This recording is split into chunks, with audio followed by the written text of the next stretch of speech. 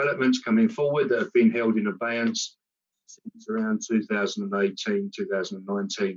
So we are working towards getting something there. I'd just like to make it clear to members that there's been a lot of publicity around going on with the air quality mitigation strategy.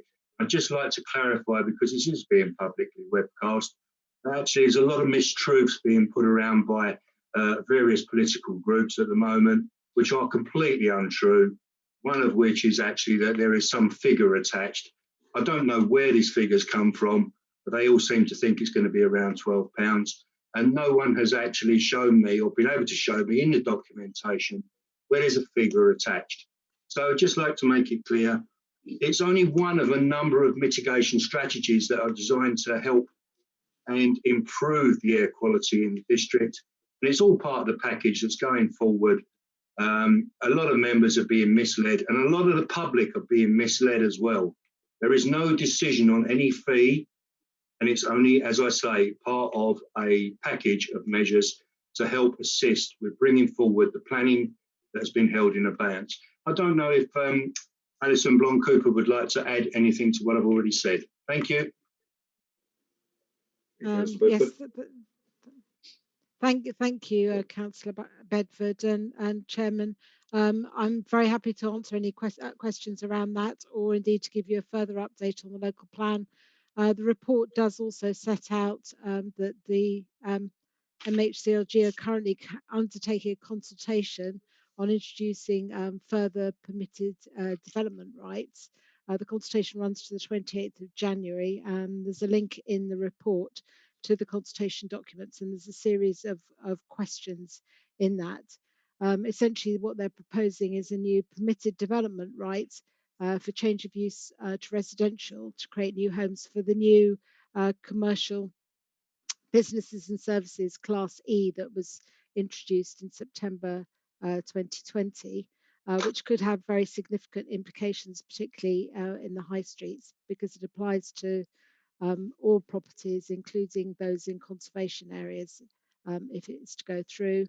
There are also measures to speed up planning application process for public service infrastructure projects, and by that we mean schools and hospitals, and also proposals to streamline and simplify the existing permitted development rights following the many changes that have been made over the last few years.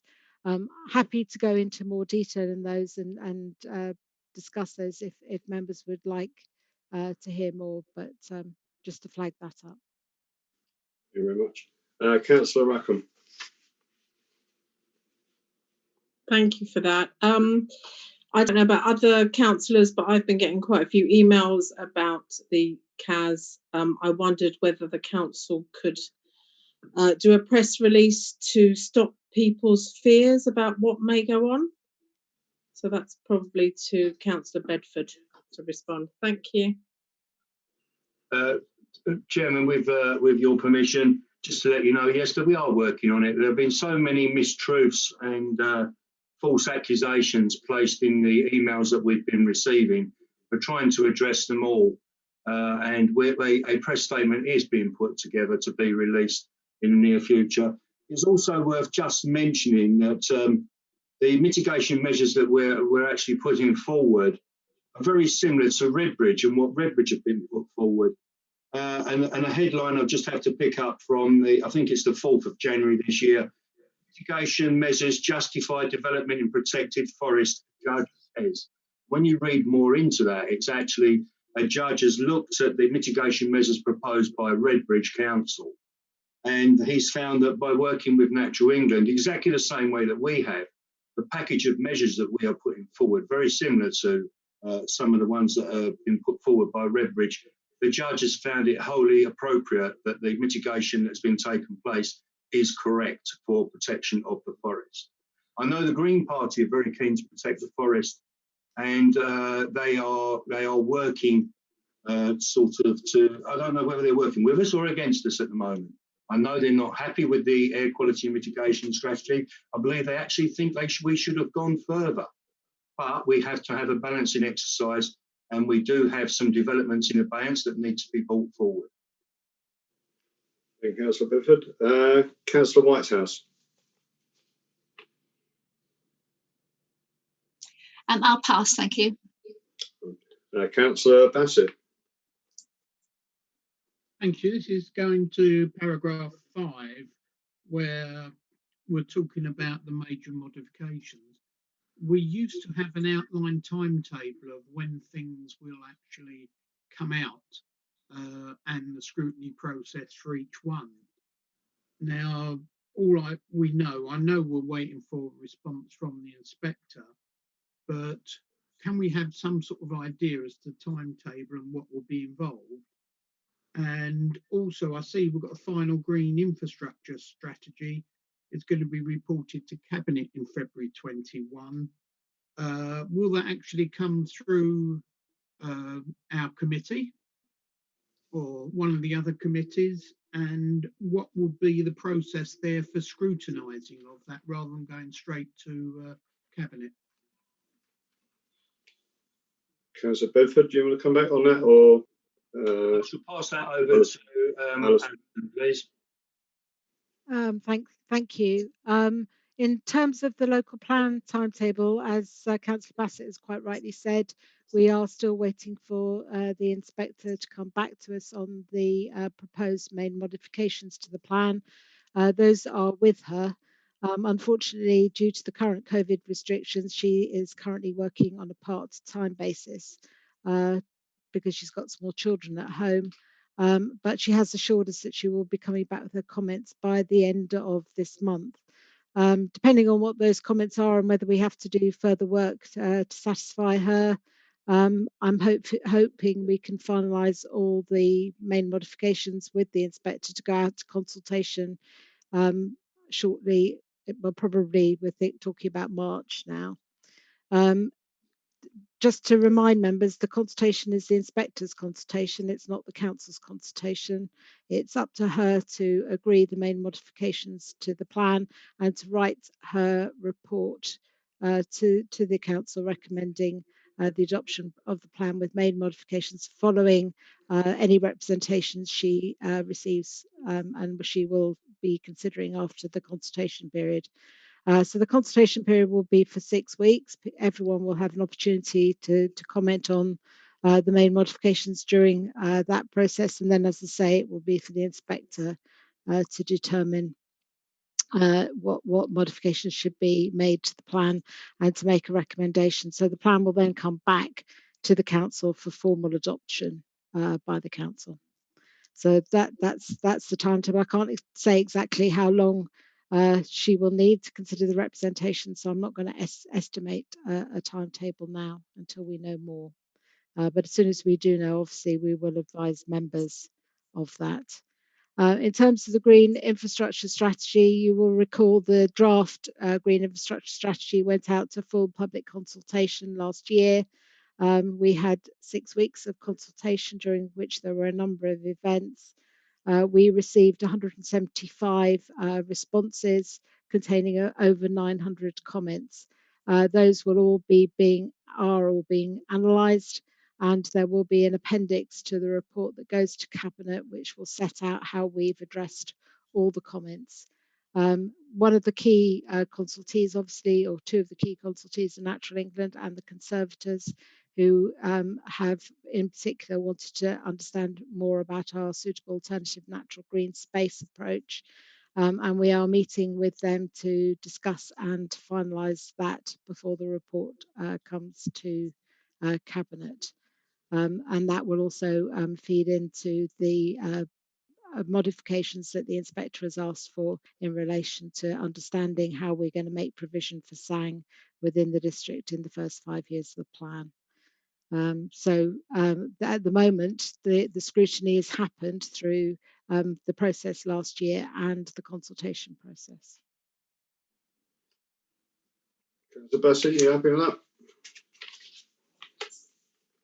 Yeah, it will still be useful if we could have just a little list of what's still to be achieved and roughly what sort of times.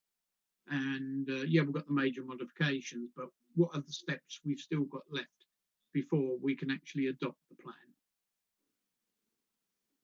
Alison, can you come back on that? Yeah, the main steps are to agree the modifications with the inspector, for her to go out to consultation for a 6-week period, which we will support her in doing. So we will be obviously making sure that everyone on the local plan database is advised, and there will be press releases and so on. That will be for a period of 6 weeks. All the representations that are made during that period will be considered by the inspector, and she will then decide whether or not she needs further information, further hearing sessions, before she writes her final report to the council, saying whether or not with the main modifications to the plan is sound, and it will then come back to the council for adoption. Thank you. Thank you. Councillor Heath. Thank you. We did have a very big debate about the air mitigation strategy the other day. And as Councillor Bedford has asked, well, actually, let's start off with Councillor Bedford is absolutely correct. There is no mention of any sum of money for going through the charge zone anywhere in that document. The £12.50 I suspect that people have been talking about is because that's what it is in London, and we're very close to London. But he's absolutely right. It is not mentioned anywhere. So let's clear that one up. But as he's asked, what do we think about it as the Green Party? Well, as explained, we don't think the scientific aspect of it went far enough. It missed out a load of chemicals that are bad for people. Yes, the forest was being looked at, which is a great thing. Of course, we're going to be approving of anything that helps the forest. It's axiomatic that we're the Green Party. But it's also that we were the Humanist Party before then, so people are as important as the forest. It's all together. And in essence, what's wrong with this is 40% of the population live in Buckerstill, Chigwell and Loughton. And now there's a big divide between that and the investment that's being borrowed on behalf of those people that's going to make a cinema in Epping. You're now putting a charge in for anybody here. Can do it on the train, admittedly, but if it's a family of 4 and they're young children, you're going to drive. You either go around to Ongar or you go around to Nazing.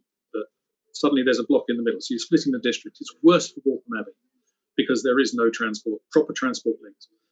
So there's a lot of stick in this report in terms of the clean air zone, but there are no carrots in terms of buses. Now, what we all say, what most of the officers will say, is that we can't promise buses because that's a county council responsibility. And a clean air zone is in fact a county council responsibility or a unitary authority. So comparing us to what's happening in Redbridge are an authority that can affect this. Epping Forest is not. So it's promising something that cannot be delivered necessarily. And it looks to a lot of people, particularly in the Waltham Abbey area, as a tick box exercise to use this adoption of a strategy that doesn't actually deliver much to give permissions that are deleterious to their lifestyles, particularly in this case Dowding Way. And it's hard to imagine why there's such a hoo-ha to get Dowding Way approved. It's going to benefit initially Trinity Hall, and the bursar for Trinity Hall is the chairman of Qualis. Why is this mentioned out in the open? These are some of the problems that we have with that. Of course, we're going to support anything that protects the forest and protects people, but not in this way. More buses. Councillor Bedford, did you come back on that? We had this debate the other night. At the end of the day, we've managed to get through a series of mitigation measures, which are the mitigation measures almost the same as some of the ones being put forward by Redbridge. They've been approved by a senior judge at a top level when they were taken to appeal to judicial review. What we're saying is, and I don't know why Dowding Way's come up, Dowding Way is a separate issue. I'm not going to get drawn into Dowding Way. All I will say is that it's an area that's been highlighted within the draft local plan. It's gone forward, and that is an area for employment land. The mitigation, the measures that are being proposed for Dowding Way fit in entirely with the air quality mitigation programme. We cannot look at all chemicals that are being there. We're not qualified. None of us are qualified, as far as I'm aware, at looking at the various chemicals and the impacts on human health. That is why we employ specialists to do that work for the council. That work has been done. And as Councillor Heath knows full well, the other night, the explanation that was given was a full and robust explanation around the various chemicals that are attributable to dangerous to human health or may cause us some problems in the future going forward. The forest, as I said to people the other night, the main issues we have is with the Corporation of London, who with their organisation seems to be split into two camps. There are those that actually promote the exploitation of the forest and actually want people to go and visit, and forest is open for the people of London and the surrounding areas. And there are those that don't want people to go there because of the harmful effects that it has on the forest. So we're caught in the middle. We have to do something. We are also bound by trying to sort out a local plan. If we don't get a local plan through and everything fails, I hate to say it, but I agree with Councillor Heap. If we don't get these sort of things done, what's going to happen is we won't have the 10,000 houses plus that we've been looking at. We will be looking at 20,000 houses because things will be imposed upon us. And then if we have the 20,000 houses, the measures that have to be imposed to mitigate that, it won't be in our hands, it will be in the government's hands to propose and put forward those measures. So that is why we're taking it seriously. That's why we're pushing forward. That's why we're looking at things like city trees. We're looking at how can we persuade people to change their attitude to travelling? How can we get them off buses? How can we get them to change their vehicles? Don't forget, this is 3 or 4 years down the road. This isn't going to happen tomorrow. We're hopeful, and I think Alison might confirm this, we're hopeful that there'll be a 10% reduction in the vehicle usage at the moment from petrol and diesel cars to alternative fuel cars. If we meet those targets, I'm sure we won't have to bring in a clean air zone because we'll have met our targets we're looking at. These are measures, though, we have to have in place to progress the developments in the district and actually to build houses that people can afford and people want. That is why we've taken the tough stance of a series and package of measures as agreed by Natural England. Thank you very much. Sorry, can I just come back on a couple of points? It's quick. We just need more buses. You're doing it with the 87. It can be done more and more and more. You can do this kind of thing. And also, never mind, I've forgotten it. In support of Councillor Heap there, I will say, yes, we do need more buses. It's out of our hands, though. But So it's a clean air zone. But what we can do is we can put pressure on Essex County Council to change those buses. Instead of buying buses that come from London that have been used for 10 years and don't meet the emission standards of London, we get them in Essex. We need to be robust and go back to Essex and actually say, we want clean air buses as well, and we want buses that will meet the same targets as London. Why are we any different? And that's where we've got to fight our corner. Okay. Councillor Phillip. Thank you, Chairman. Yeah, no, I did have to come back. We've got to remember that the strategy that we're talking about here is in terms of the impact on the special area of conservation. That's where it's come from. People are forgetting, as I said back at Overview and Scrutiny, people are forgetting this is not inextricably linked just with the new local plan. This is a situation that we were in as an instruction from Natural England to stop granting planning permissions where there was any increase in the number of residences in the district. That's a prohibition that's been in place for, unfortunately, nearly 2 years now.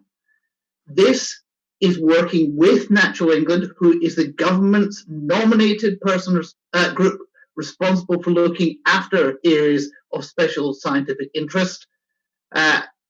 Therefore, we need to bring them along. That's what's happening. It's not an overarching climate strategy. It's not an overarching air quality strategy. It's directed at the special area of conservation of Epping Forest. I agree with Councillor Heap that emissions are important, and I'm glad to see you recognise we're taking a step in the right direction with our trial of the demand responsive transport. There are things that we can do. This will come for, I'm sure, as part of the overall sustainable transport strategy, which will come out of our sustainable transport officer. It's important that we separate the two of these. This strategy is one, to allow all those permissions which we have voted at planning committees to grant, to be allowed to issue those where this strategy covers them. It goes into the main modification package for the inspector, so it's covered there as well. We've got a lot of coverage on it. It's not the single document that covers everything.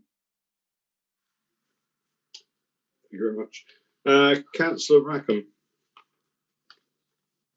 Thank you, Chair. I'd just like to back up Councillor Bedford when he said that the government will impose double the amount of housing on us than we currently have, and then we will have even more transport problems. So I fully back the council and Councillor Bedford on what they've said regarding housing. Thank you very much. Councillor Bedford. Thank you. Yeah, I just have to correct one point there raised by Councillor Heap as well regarding the chair of Qualis.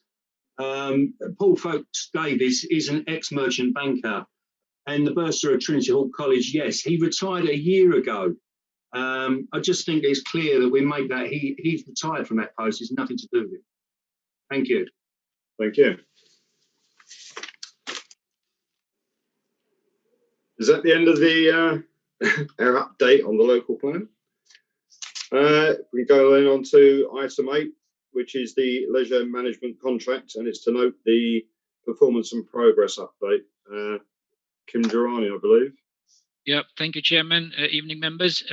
This is just to update members on the challenges that we're facing in the leisure contract with the advent of COVID. Last year, we had to shut the centres in March, and they remained shut till September, October. We then opened for a month, and then we went into Tier 3 lockdown. And as you know, we're in total lockdown again. So clearly, the council gets a significant amount of income from the leisure centre, which we've not been receiving. But given the council's commitment to health and well-being, we reached an agreement with our contractor Places Leisure, where we make an upfront payment to them to allow them to operate the centres or keep them closed, because there's still a cost incurred when the centres are closed. And every month, when the centres were in use, they were getting income, which we were reconciling against the advance payment we'd made, and that process has gone on till October. The thing to note is clearly we've had a massive double whammy effect, because on the one hand we've lost the income, and on the other hand it's costing us to keep the centres viable. We're also now in advanced stages of discussions around the budget for next year, because the recent lockdown has thrown a different challenge, and that's got to be managed and adjusted in the budget process. So I mean, the council, as members know, is committed to health and well-being. So I think some councils are having to take really tough decisions, but your cabinet and this council is committed to keeping the centres viable, and that's what we're doing. So I'm quite happy to answer any questions if members have. Thank you. Councillor Brooks. Thank you, Mr. Durrani. My question is, I know the government has, in various guises, made some money available to support this very struggling leisure industry. And would we be able to reclaim some of what it's costing us to subsidise Places Leisure? Yep, thank you, Councillor Brooks. Yes, that's true. We have put in for government support grants, and there are different pots of monies. The most recent one is the 100 million additional cost grant by Sports England, the deadline for which is this Friday, and we're kind of frantically working on that. Our potential help from that is about 260,000, and we're going to bid for that. And there's other pots, like the member mentioned, Councillor Brooks mentioned. We are applying for as much as what is out there, and there is significant money that is available. Of course, we have a big chunk of income that we've lost, so but we'll try and get as much as we can, and government is supporting significantly in this sector. Chairman, if I might just add to that, Councillor Brooks, if you go back through my reports to Council and Cabinet, you'll see called out there the amount of money that we've received from the government. That includes support for our leisure centres. We are definitely making sure that we claim everything we can get from. My finance team is regularly supplying figures to the government to make sure that they have a clear view of exactly where we are. We're hoping that support will continue past the end of this financial year, and certainly the budget paper I brought to December Cabinet, you'll have seen in there that we're making an assumption of an amount of money coming from the government. To be clear, it's not just leisure centres. I don't think it's on the agenda tonight, but we're also seeing it in terms of a loss of income from our car parks, and we're able to claim for that as well. There's a whole number of different things. It's a bit difficult to break them all down, but do rest assured, we're making sure we get hold of every penny we possibly can. Thank you. Thank you. We move on then to item 9, which is you again, Kim, I believe, the waste management contract. Yeah, thank you, Chairman. The committee wanted an update on the frontline contracts, which is leisure and waste. And the waste in the same way, I think BIFA have managed well under the last year's COVID and the present COVID crisis. They are managing to keep social distancing and have the workforce safe as much as possible. They are getting affected by having to socially isolate and also having to deal with some of their staff who get COVID infection, but they are filling in staff from the commercial wing, because the commercial services before run a massive national commercial waste collection. So with the businesses not needing commercial collections, they're able to fill in those posts with staff from their commercial side. So that's worked well for our advantage.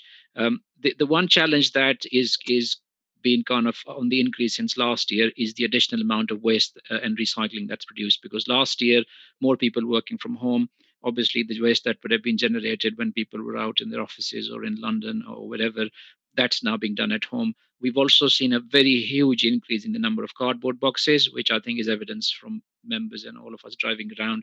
There's more of the deliveries on Amazon, so that's increased, which is a particular challenge, because although the tonnage isn't high, the volume is quite high, so the dust carts fill up sooner, and they have to make more frequent trips to the transfer station, which is a challenge.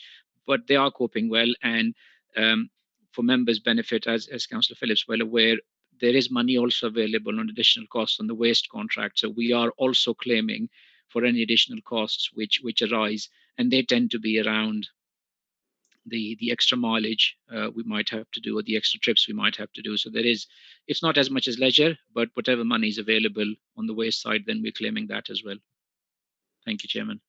Thank you. Councillor Heap, was it on the waste or was it on leisure? I don't know if I moved on too quickly. No, it's waste. I just wanted to say that I think BIFA have done an incredible job in terms of collecting. Really, absolutely brilliant. I don't know about the disposal, but the collection is first class. Yeah. No, thank you. Yeah. Councillor Jennings. I just like to agree there that they've done an amazing job. They kept going, they took all the waste. There's been a huge increase in people ordering online, so a massive increase in packaging that's been left outside the houses. And all through the Christmas period, the waste has all been taken, and I would like to offer my congratulations as well. Yeah. Yeah. Thank you, Jim, and I'll pass that on to BIFA. I'm sure they'll be happy to hear that. Yeah. Councillor Brooks. Sorry, my colleagues have got in first, really. I just saw them collecting at nearly 5 o'clock after Christmas, really, and they were just doing amazingly on the recycling. So are they asking us for any more because of the extra trips? I know there's a lot of argy-bargy always on contracts. Yeah, thank you, Councillor Brooks. They are asking, and I think it's justifiable in some cases, but our client officers are quite challenging and robust, and I think there's many levels of filters of what they ask, and there's a good relationship. There's a waste partnership board, so we won't automatically give them what they ask. We need justification. A lot of it is the initial bounce back is, well, it's part of the contract you have to do, but we have to be reasonable when there are reasonable delays or costs, then yeah, we would look at that. So far, we haven't paid them anything which we've not been able to claim back. So I think we've challenged them on, we can't just write you a check. So if we're confident that we're going to get the additional back from government grants, then we'd be happy to pay them extra. So we're trying to keep, because it's the largest expenditure the council has. So even a small percentage increase can have a massive impact on the budgets. Thank you. I'll go to Councillor McIver first, and then Councillor Phillip and Councillor Patel. Councillor McIver. Thank you, Chairman, and I echo the comments of my colleagues. I think BIFA have done a fantastic job, and we've all been actually quite. I think everyone was expecting it not to be so efficient, increasing amount of packaging that we now consume from our doorsteps. My question was actually just in relation to any extra costs that come from that. Of course, BIFA must benefit from the additional waste that they collect too. And my question was really, how do we evaluate the additional cost to BIFA and whether it is something that the council should contribute towards? So thank you, Councillor McIver. So there's two things on the addition. So there's an additional income. So the more recycling that we collect, there is a sale value of the recyclate. So in the current contract, we have a share mechanism. The council gets a share of any sale from the recycling material, and this is unique because this is changing, and we probably will see this arrangement change once we extend our contract after the first 10 years. So we do benefit from it. So additional recycling does mean additional income. What it also means is when the recycling percentage goes up, we get a higher share of disposal cost from county. So there's a benefit overall in recycling. In terms of additional costs, they rise mainly around fuel and travel, because the dust carts, if they have to make more frequent trips to the transfer station, that cost goes up. Our deal with BIFA in a non-confrontational way is that we've appointed them to collect all of our recycling and rubbish and sweep our streets. So how they do it is really down to them. But we have to be reasonable, like any contractual relationship. So we will not. It's not a task. It's a task and finish contract. So we expect them when they tendered. We said this is the district, this is the layout, these are the number of properties. You go and give us a bid. So they've made a bid, and the cost goes up with growth in property numbers. So there is a yearly increase, but we have to be reasonable. When things get really too much, then I don't know if I'm answering the question, Councillor McIver, but in terms of they have to justify additional costs. So if they come to us and say there's extra tonnage, that's not justifiable. It's just extra tonnage. But if they come back and say due to COVID, we have to self-isolate, we have to spend more money on disinfecting, we have to spend more money on staggered start and finish times because they have toolbox stock, so they would get the entire workforce 150 odd. They can't do that now with social distancing. So those types of costs we will see as reasonable arising out of COVID. Simply tonnage is increasing, we would not see that because that's the contract. They just have to deal with what's produced out on the doorstep. Thank you. Councillor Phillip.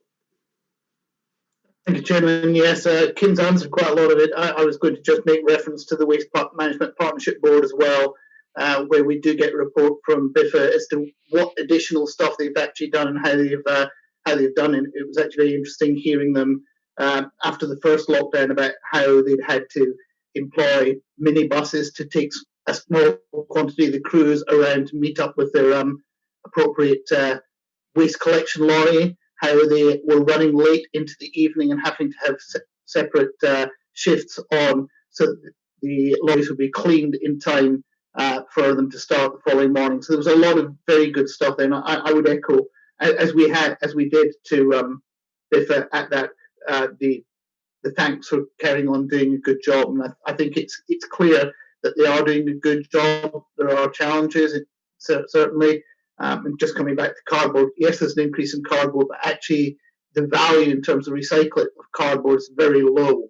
And it was already a bit of an issue previously when they were moving from more high value paper, good quality paper, to cardboard because the values are different per tonne because cardboard is less useful once recycled. So hopefully that helps. Thank you. Councillor Patel. Thank you, Chairman. I think, I echo the comments that have been made. I think, to maintain the service that they've managed to do over this period of time has been fantastic. With inevitable staff sickness, etc., and there's been no drop in the quality of service that we've received. I hope they're not watching this webcast because if they do, when we come to negotiate with them, I think the prices that they're going to be quoting us now are going to be substantially increased. But credit where credit's due. Just a few questions I've got though, if I may, Chairman. We used to have statistics previously on where we were as a recycling authority. I wonder whether Mr. Girani can update us on where we stand now in the ranking list. Secondly, I have a question around. I know a few years back we were trying to encourage our residents to recycle glass, and I don't know how far we got with that and other. I know that the key things we were recycling, but then there were certainly some other.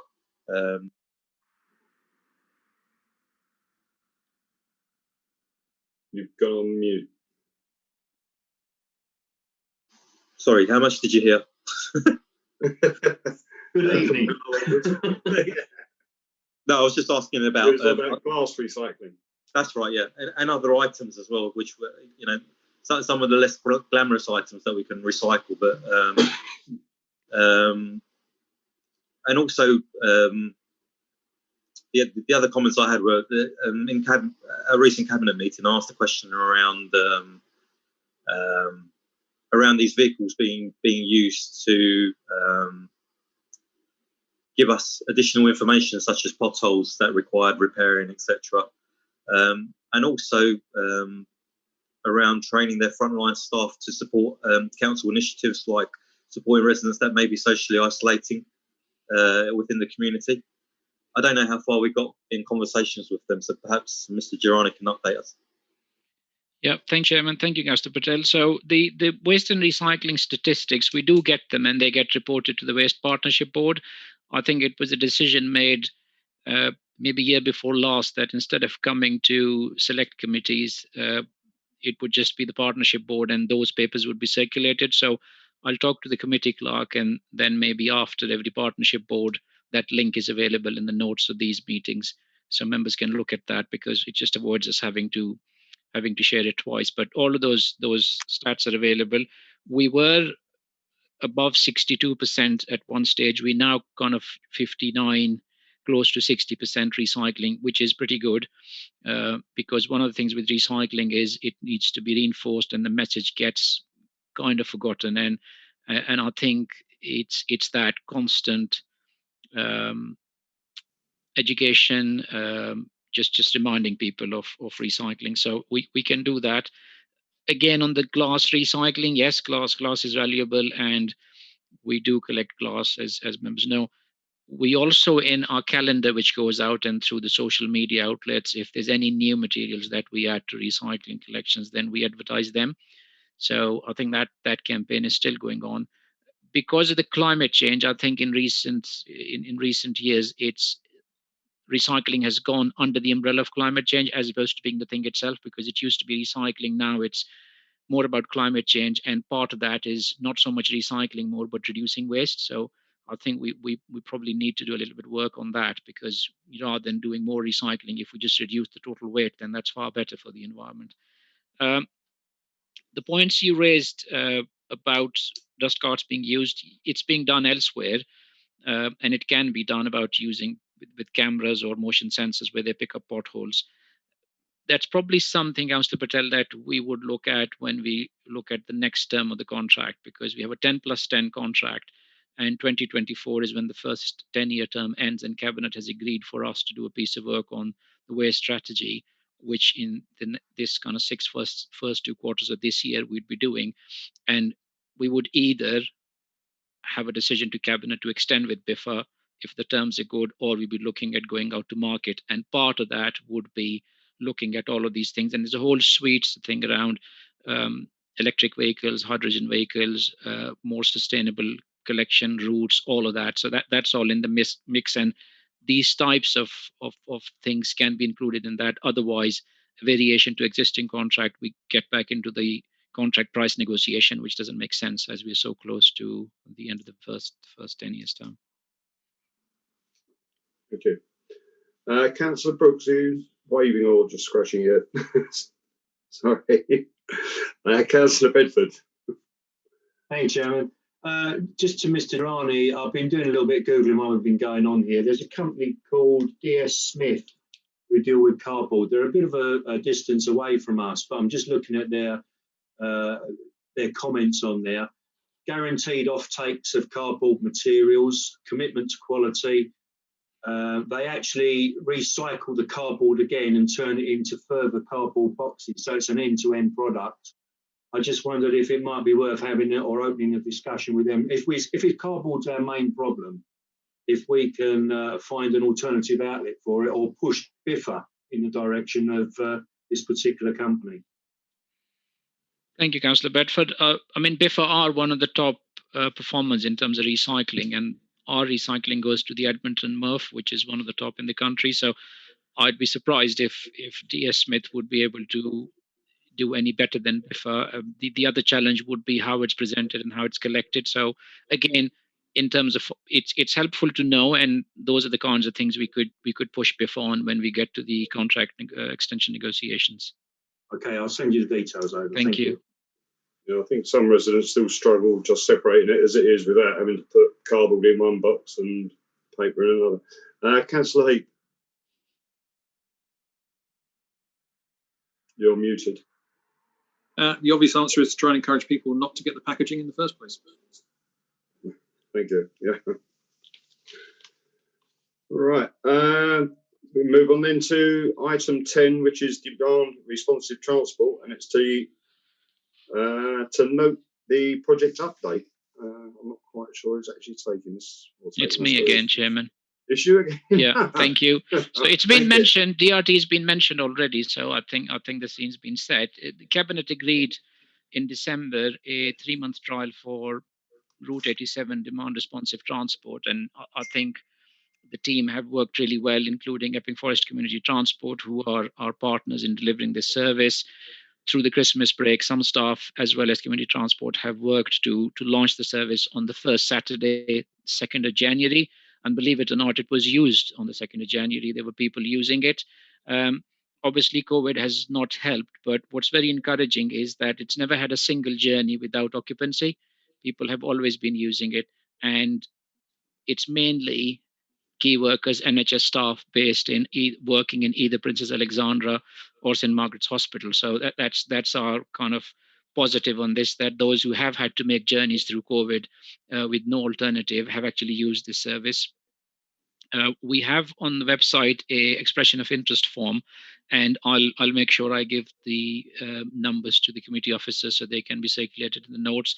There's quite a reasonable number of residents, key workers, as well as staff who've expressed an interest in using this service, and they tend to be, there's a good group within the district who are along the rural parts, Epping Green, Epping Upland, around there. So this is also encouraging, because one of the challenges for a district like Epping Forest is what happens with rural communities and communities that are cut off, because yes, the big centres have potentially the viability for a county or commercially viable bus service, but for some of these smaller communities where they are cut off, small towns and villages, it's quite encouraging to see that those residents who live in the rural parts along this route have expressed an interest.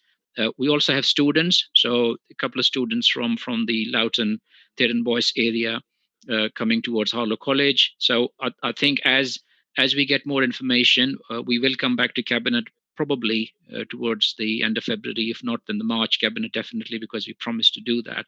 So we will have more data on the types of users and the types of journeys.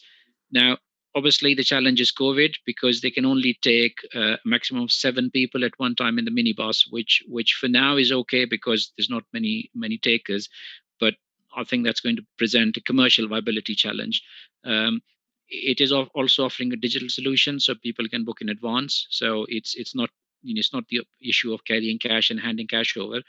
The council is subsidising this trial, but I think the challenge is we want it to stand on its feet. So when the trial ends, we want to be able to make it work financially, so we don't have to subsidize. But it's a good start. Unfortunately, with COVID, there's a bit of a financial challenge, but it's working well. It's in use. It's getting positive feedback, and in the coming months, we will have better data to inform members. Thank you.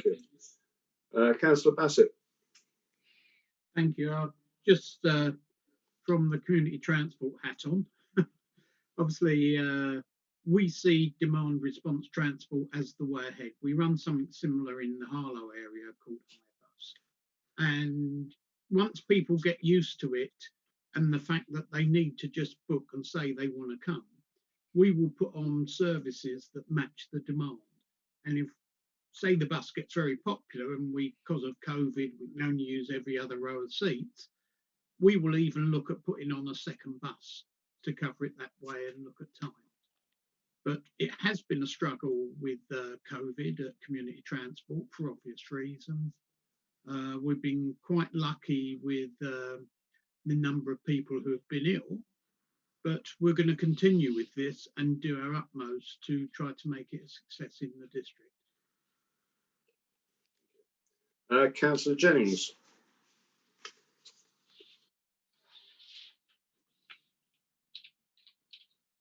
Thank you, Chair. Yes, we've been talking about how important it is to encourage the use of buses, and I'm really pleased to see that Epping Forest Community Transport is putting on this service on this route, as we don't have a service on this route anymore. I've just got two questions, and I'd like to make a comment afterwards as well. First of all, it doesn't seem to me that the next 3 months, which is the trial period, is going to be a typical 3 months of the use of this transport. I'd just like to comment on that. It's obviously we're in lockdown. We're not supposed to go out anywhere. If people want to go to visit, say from Loughton to Epping or Harlow, we're not supposed to make these visits. So it's not going to be a typical time period. I don't think that's very, how can I put it? It's not going to be a very typical 3 months that you're doing your trial in. And my two questions are, the first one, why had the council made the off-peak service demand responsive? Shall I come back on that? Yes. Yes, that's my first question. Would you like to? Yeah. Thank you, Chairman. The off-peak is running on a scheduled 1 hourly timetable as the 87 was. So, for members' benefit, we've had to do this. So, Cabinet decided to do this because the bus 87, which was a county-done bus service, was ending in December. So, Cabinet decided to use the opportunity to trial a demand-responsive transport along the same route for a 3-month trial. And the 87 for the past 9 months was also subsidized by the district council. So I think the 87 would have ended last year. So I think it's Cabinet's commitment to kind of keep 87 going, which just wasn't viable. And this trial was brought forward to make sure that there isn't a gap between the 87 closing and a new DRT service starting. So one of the things we're seeing is some of the, and the feedback I'm getting is some of the elderly residents who use the scheduled hourly service to make their trips either to the shopping park or to Harlow Hospital are using that in the same way. So you are right, Councillor Jennings, it isn't a fully demand responsive transport because that is completely based on a bookable service. It runs as a bookable DRT during peak times, which is morning and evenings. And during the daytime, it runs on an hourly schedule, as did the previous bus 87. Thank you for that. And my second question. my second question: why do your customers, or why do the customers have to fill in such a lengthy form to register for this service? It seems to me if you haven't got access to a computer, it's going to be difficult to book yourself in, for instance. And also, will they still have to pay the membership fee to use the off-peak service in addition to their fares? So on the form, I'll take that feedback. The form that I looked at during Christmas break was relatively straightforward. But I'll check if it's complicated. Then we'll find a simpler way of doing it. The reason for a membership form is because that's the only way we can run it as a community transport service. Otherwise, we need different licensing if we just take pay on board passengers, which is a fairly complicated and expensive process. So that's the reason for having them join. There isn't a joining fee for the trial period. So the community transport team have kindly agreed that I think it's £15 per year, but Councillor Bassett can correct me, but they've agreed to waive that for this 3 months because the district council is underwriting it. And because of membership, that kind of membership, we're able to charge. Otherwise, we're not able to charge as a community transport service. So there are reasons for doing it. I'm just looking at an update I've just received. We've had 44 expressions of interest this month so far. So I think I'll take that feedback. And the form is only digital. There must have been a paper form before, or community transport must have had some other way of doing it. So if doing digital is an issue, then we can do whatever worked for community transport before. It might be a paper-based system. Thank you for that. Can I drop in on that one?